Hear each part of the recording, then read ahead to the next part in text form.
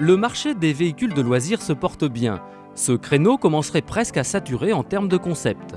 Audi a tout de même trouvé une idée originale pour fêter dignement le 20e anniversaire de la transmission Quattro. Et c'est une vraie réussite. Le principe de base est simple. Les inventeurs de cette nouvelle auto se sont largement inspirés de l'A6 Avant pour concevoir leur break tout-terrain. Les apparences sont trompeuses, car de l'Audi A6, l'Allroad ne reprend que les formes générales et la suspension pneumatique avant des modèles Quattro.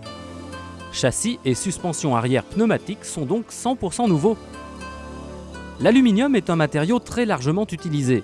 Protection du moteur, de l'échappement et des bas de caisse en sont copieusement garnis, sans parler des jantes. À l'intérieur, on ne se sent vraiment pas dépaysé. On est bien dans une Audi. Seule une petite touche d'originalité vient égayer l'ensemble, c'est la sellerie. Elle sera écossaise en série ou en cuir bicolore en option. Original également, ce petit bouton rouge situé sur la boîte de vitesse. Il s'agit tout simplement de la commande de réduction de boîte. Exit le second gros levier présent dans la plupart des 4x4.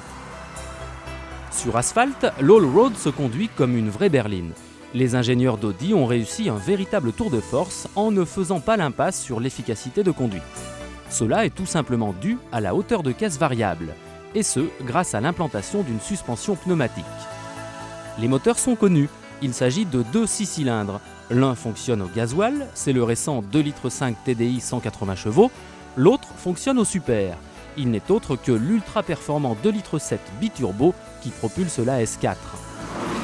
Ces deux moteurs sont vraiment performants, avec toutefois une petite réserve concernant les reprises à bas régime du moteur TDI.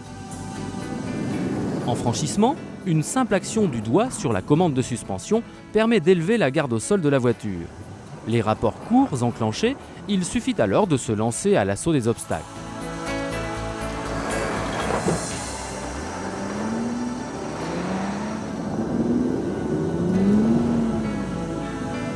Cette Allroad n'est pas pour autant un vrai 4x4. En termes de polyvalence, en revanche, on pourrait difficilement faire mieux.